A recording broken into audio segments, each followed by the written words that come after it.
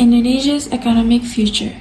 This issue matters to all of us, not only to the government or economists, but also to students like me who will become the next generation shaping this nation. Hi everyone, my name is Lakesha Ramadhani Alfirana from class 11-5 SMA Negeri 3 Kota Tangerang Selatan.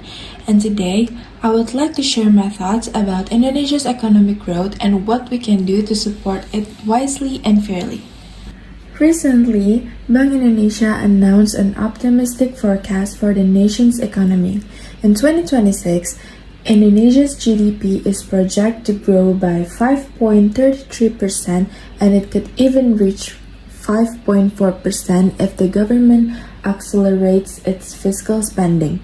The inflation rate is expected to stay stable at 2.6%, while the rupiah is predicted to trade around 16,430 per US dollar.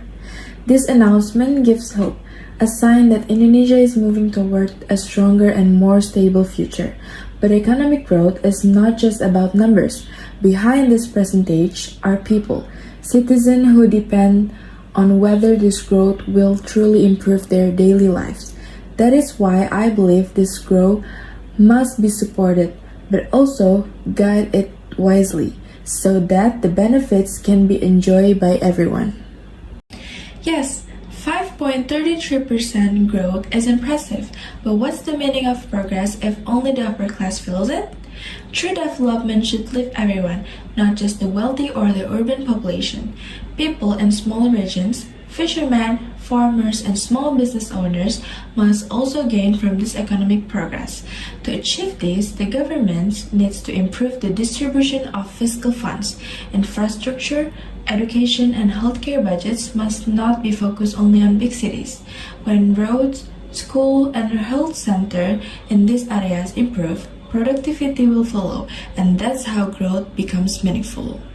Indonesia's growth target depends on how well the government manages its budget. If spending is delayed or misused, the 5.33% projection will never be achieved. That's why transparency is essential. Every rupiah of public money must be used efficiently and free from corruption. When the government is open and accountable, public trust increases and economic stability becomes easier to maintain. Economic progress is not only the government's responsibility. As students, we also have a role in preparing ourselves for the changing economy. We need to build important skills such as digital literacy, creativity, and environmental awareness so we can adapt to future job demands. When young people are skilled and productive, Indonesia's economic growth becomes stronger and more impactful. And what we should do? First, ensure responsible spending. The government must prioritize budgets for education, health, and infrastructure. 2. Demand transparency. Citizens should pay attention to how public money is used and question unclear policies. 3. Support local growth. Choose local products and help strengthen small business. 4. Promote innovations and skills. Schools and young people should develop digital, creative, and green skills to match future jobs. And now, what we should avoid? 1. Ignoring inequality. Growth means nothing if many people are still left behind. 2. Relying too much on imports. This weakens local industries and slows national progress. 3. Allowing corruption and inefficiency.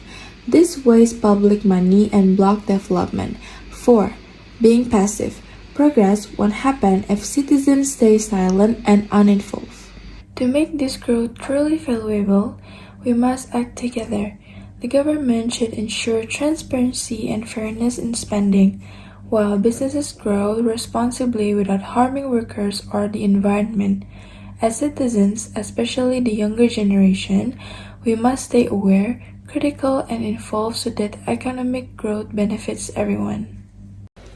In conclusion, Indonesia's project 5.33% GDP growth is a hopeful sign, but it will only make a real difference if we act carefully and make sure everyone's benefit. We need to support progress with transparency, creativity, and fairness, and at the same time avoid corruption, inequality, and passivity. Remember, Every small action counts. By staying aware, taking part, and demanding fairness, we are not just observers of Indonesia's growth, we are the builders of its future. Let's make it a future we can all be proud of.